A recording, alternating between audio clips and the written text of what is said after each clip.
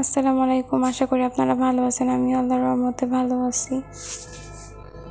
আজকের ভিডিওটা হচ্ছে হসপিটালে যাচ্ছিলাম, সেই সময় 2-3টা ভিডিও নেওয়া ছিল, ওইটাই শেয়ার করব। হসপিটালে যাচ্ছিলাম রেগুলার চেক আপের জন্য, ওইটাই যাওয়া আর কি।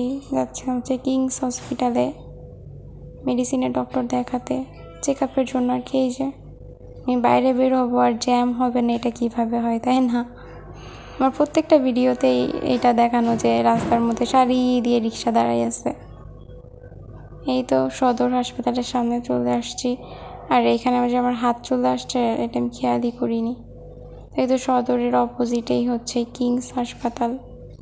এখন এই যে আম্মু রিক্সা ভাড়া দিতে ঢুকে যাবো। এই তো এখন আমি হসপিটালের ভিতরে অপেক্ষা করছিলাম কখন আমার সিরিয়াল আসবে, ডক্টর গৌতম কুমার ঘোষকে দেখাই। তো সেটাই অপেক্ষা করতেছিলাম যখন আমার চান্স আসবে, আমি যে দেখাই বের হয়ে আসছি।